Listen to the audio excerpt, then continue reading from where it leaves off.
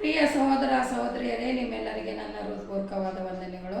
ಇವತ್ತಿನ ದಿವಸ ಕರ್ತನ ವಾಕ್ಯ ಯಾವುದಂತಂದರೆ ಇಬ್ರಿಯರಿಗೆ ಬರೆದ ಪುಸ್ತಕ 10ನೇ ಅಧ್ಯಾಯ 35ರಿಂದ 36. ಹಾಗಾದರೆ ನಿಮ್ಮ ಧೈರ್ಯವನ್ನು ಬಿಟ್ಟು ಬಿಡಬೇಡಿರಿ, ಅದಕ್ಕೆ ಮಹಾ ಪ್ರತಿಫಲ ಉಂಟು. ದೇವರ ಚಿತ್ತವನ್ನು ನೆರವೇರಿಸಿ ವಾಗ್ದಾನದ ಫಲವನ್ನು ಹೊಂದಬೇಕಾದರೆ ನಿಮಗೆ ತಾಳ್ಮೆ ಬೇಕು.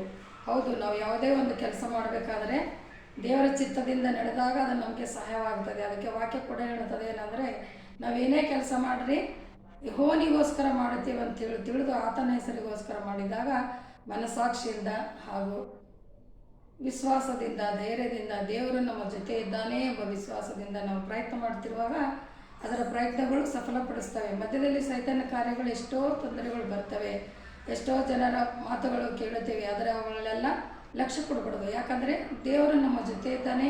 ಇವತ್ತಿಲ್ಲ ನಾಳೆ ನಮಗೆ ಆ ಕಾರ್ಯವನ್ನು ಸಕ್ಸಸ್ ಆಗುತ್ತೆ ಅನ್ನೋ ನಂಬಿಕೆ ಧೈರ್ಯ ನಮ್ಮ ಹತ್ರ ಇರಬೇಕು. ಅದಕ್ಕಾಗಿ ವಾಕ್ಯ ಅದೇ ಹೇಳ್ತದೆ, ನೀವು ಧೈರ್ಯವಾಗಿ ಇಡ್ರಿ, ಹೆದರಬೇಡಿರಿ, ನಾನು ನಿನ್ನೊಂದಿಗಿದ್ದೇನೆ. ಆ ವಾಕ್ಯದ ಪ್ರಕಾರ ನಾವು ಕಾರ್ಯ ಮಾಡುತ್ತಿರುವಾಗ ನಮಗೆ ಅದು ಕಾರ್ಯವನ್ನು ತಪ್ಪದೆ ಜಯ ಸಿಗ್ತದೆ. ಅದಕ್ಕಾಗಿ ಎಕ್ಸಾಂಪಲಿಗೆ ನಾವು ಒಂದು ಮನೆಯನ್ನು ಕಟ್ಟಬೇಕಾದರೂ ಕೂಡ ಅದಕ್ಕೆ ಎಷ್ಟೋ ಕಷ್ಟಗಳು ತೊಂದರೆಗಳು ಬಂದಿರ್ತವೆ.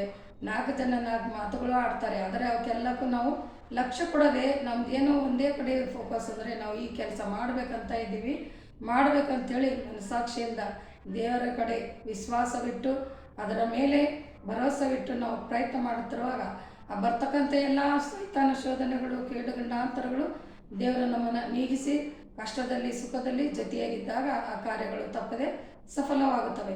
ಆ ರೀತಿ ವಾಕ್ಯ ಕೂಡ ಅದೇ ಹೇಳ್ತದೆ, ನೀವೇನೇ ಕೆಲಸ ಮಾಡಿದರೂ ಮನುಷ್ಯರಿಗೋಸ್ಕರ ಅಂತಲ್ಲ ದೇವರಿಗೋಸ್ಕರ ಅಂತ ಮಾಡಿದಾಗ ನೀವು ಮಾಡೋ ಪ್ರಯತ್ನಕ್ಕೆ ತಪ್ಪದೆ ಒಳ್ಳೆಯ ಪ್ರತಿಫಲ ಸಿಗ್ತದೆ ಅಂಥೇಳಿ ನಿಮಗೆ ವಿಶ್ವಾಸ ಇರಬೇಕು. ಹಾಗೂ ದೇವರು ಕೂಡ ಅದಕ್ಕೆ ತಕ್ಕ ಪ್ರತಿಫಲವನ್ನು ಕೊಡ್ತಾನೆ ಅಂತ ಹೇಳ್ತಾರೆ. ಆ ರೀತಿ ಆ ಮನೆಯನ್ನು ಕಟ್ಟಿ ನಾವು ಪ್ರಯತ್ನ ಮಾಡಿ 1 ವರ್ಷ 2 ವರ್ಷ ಆದ ನಂತರ ಸುಂದರವಾದ ಒಂದು ಮನೆ ಆದಮೇಲೆ ಜನ ಅವಾಗೇನು ಹೇಳ್ತದೆ, ಅಯ್ಯೋ ಚೆನ್ನಾಗಿದೆ. ಆ ಚೆನ್ನಾಗಿರಲು ಎಷ್ಟು ಪ್ರಯತ್ನ ಪಟ್ಟಿದ್ದೇವೆ, ಏನೇನು ಮಾಡಿದ್ದೇವೆ, ಎಲ್ಲ ತೊಂದರೆಗಳು ಹಿಂಸೆಗಳು ಬಂದಿವೆ, ಅದನ್ನೆಲ್ಲ ಸಹಿಸ್ಕೊಳ್ಬೇಕಾಗ್ತದೆ. ಸಹಿಸ್ಕೊಳ್ಳೋ ನಂತರ ಅದು ಒಳ್ಳೆಯ ಪ್ರತಿಫಲವಾಗಿ ಕಣ್ಣಿಗೆ ಕಾಣುತ್ತದೆ. ಅದಕ್ಕಾಗಿ ನಾವುಗಳ ಪಾಪಿಗಳಾಗಿದ್ದರೂ ದೇವರು ನಮ್ಮ ಪಾಪಗಳನ್ನು ಕ್ಷಮಿಸಿ ನಮ್ಮನ್ನು ಶುದ್ಧಪಡಿಸಬೇಕಾದರೆ ದೇವರ ವಾಕ್ಯ ಹೇಳ್ತದೆ, ಬಂಗಾರ ಹೇಗೆ ಪುಟಕ್ಕೆ ಹಾಕಿ ಅದನ್ನು ಶೋಧಿಸ್ತಾರೋ ಆ ರೀತಿ ದೇವರು ಕಷ್ಟಗಳ ಮೂಲಕವಾಗಿ ನಮಗೆ ಪುಟ್ಟಗಳ ಮೂಲಕವಾಗಿ ಶೋಧಿಸಿ ಪರೀಕ್ಷಿಸ್ತಾರೆ. ಅಂಥ ಕಷ್ಟದಲ್ಲಿ ನಾವು ಬಿದ್ದೋಗಬಾರದು. ನನ್ನ ದೇವರು ನನ್ನ ಕಡೆ ಇದ್ದರೆ ನಮ್ಮನ್ನು ಎದುರಿಸುವರು ಯಾರು ಎಂಬ ವಾಕ್ಯದ ಜೊತೆಗೆ ನಾವು ಧೈರ್ಯವಾಗಿ ಇದ್ದಾಗ ದೇವರು ತಪ್ಪದೇ ಅದರ ಪ್ರತಿಫಲವನ್ನು ಕೊಡುತ್ತಾನೆ.